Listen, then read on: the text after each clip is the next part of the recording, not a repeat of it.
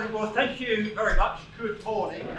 Thank you again to Ibrahim for your usual brilliance in hosting and delivering for the Labour Party, bringing the Labour Party and the business community together. And it's great to see so many Labour business friends in the room. Labour business, an affiliated social society of the party. We've got SME for Labour, we've got Chinese for Labour, represented that in some cases by the same person in Sonic, of course. But look, the Tories really have blown their reputation as the party of economic competence and the party of business. If anybody was ever in any doubt, their handling or mishandling, the utter incompetence over Brexit demonstrates it, but so much more than that in the way that they have systematically undermined the economy from day one in 2010, the way that they have pulled the rug from under our smaller businesses, created a climate where it is so much harder for business to thrive as well. In 2010, I was really proud to stand on the manifesto, on the record of a Labour government that had the economy recovering. We had a sustainable recovery because of the stimulus that Gordon Brown had instituted after the global financial crisis. We saw that reputation undermined by the way the Tories attacked us in that early period in government. But the truth of the matter is, if it wasn't for the way Gordon had approached the economic crisis and led across the world, we would be in a far worse place, and we would not have seen that recovery. He understood the importance of the survival of the financial sector. He understood with measures like the short-term cut in VAT, the car scrappage scheme, and wider support for business, just how important it was to do what he did. And I remember that I was able to say that compared to the Tory recessions of the 80s and 90s, we had not only half the level of unemployment, we had half the level of home repossessions. But for this audience, importantly, we had half the level of business failures compared to comparable recessions, entirely due to our stewardship of the economy. So it is not just now I can stand here and say that Labour is the natural party of business.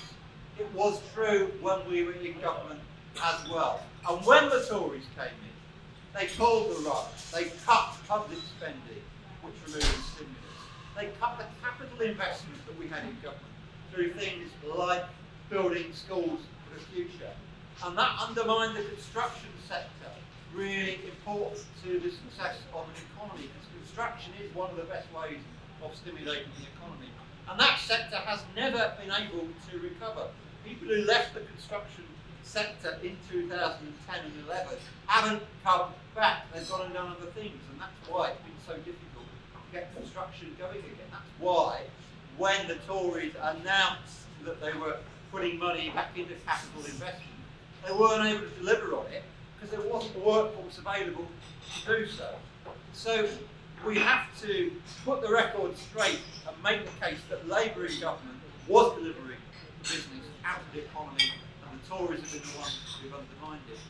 So I was there to roll forward. I was really pleased to be able to contribute to the 2017 manifesto, working with organisations like Labour Business and the Federation of Small Business, and building on the partnership that we've developed as front bench representatives of the party, Annalise and I and our colleagues, in developing policies that we know will work. We know they'll work because they're evidence. They're coming from the business community.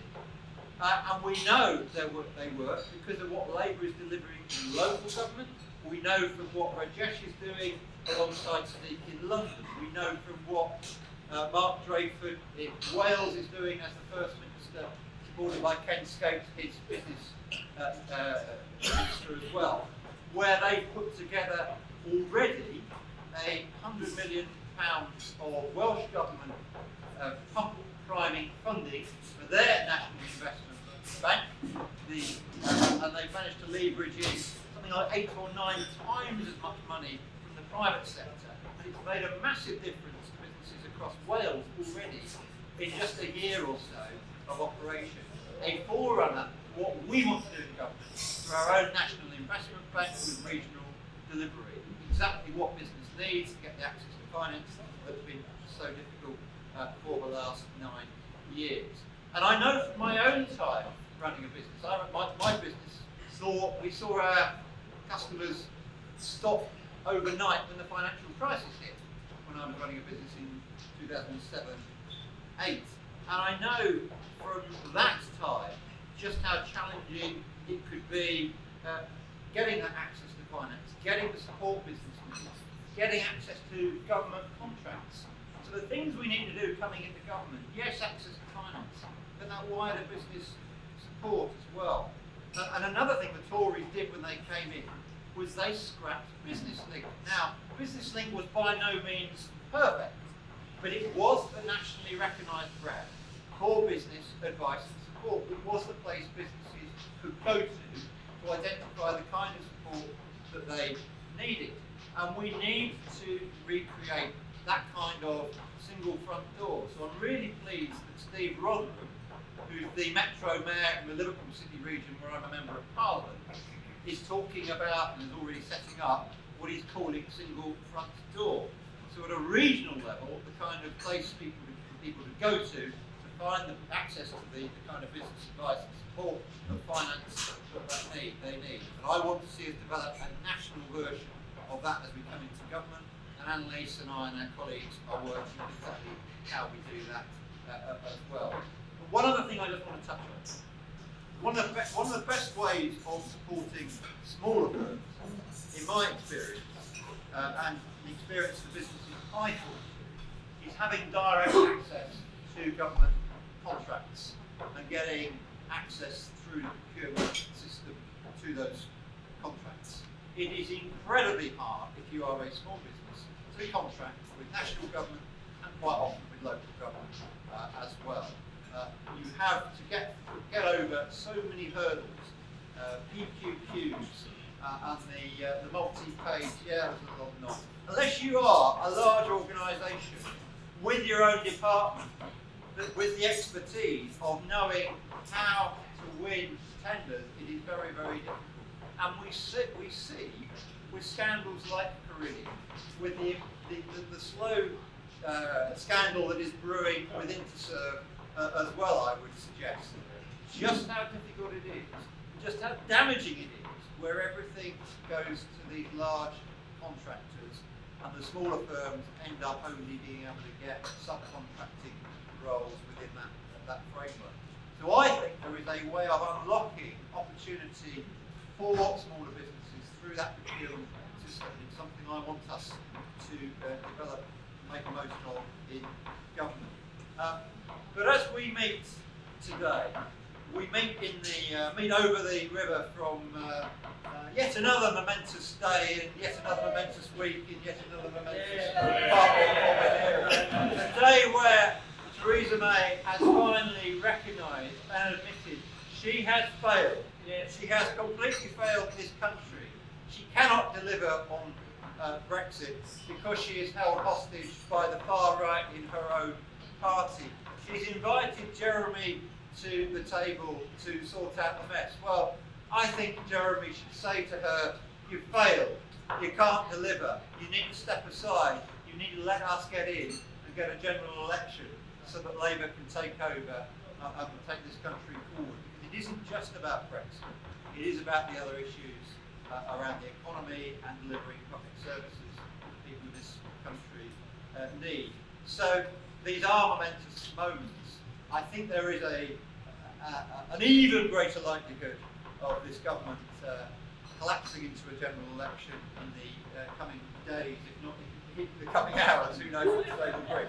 Let us hope so, and we should all prepare for that general election. But look, we are in rude health. I think we are starting to see the development of policies for a vibrant economy, to get the best out of our smaller businesses in particular, to have the kind of entrepreneurial spirit thriving in this country.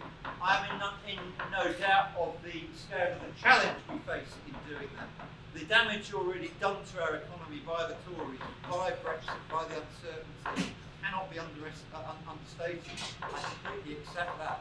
But I think with the right policies, with the right encouragement, with the right partnership between government, business and the trade unions, we can see a Labour government coming into power in the next days and weeks to deliver for the people of this country the kind of agenda that we need, that takes us forward, that delivers the increased prosperity, that reverses that decline. I think the opportunities are there.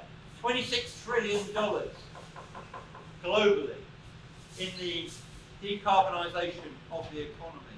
If we tap into that, if we support businesses to deliver that agenda, I think we can make a massive difference. Thank you very much for coming along this morning. Thank you for your support.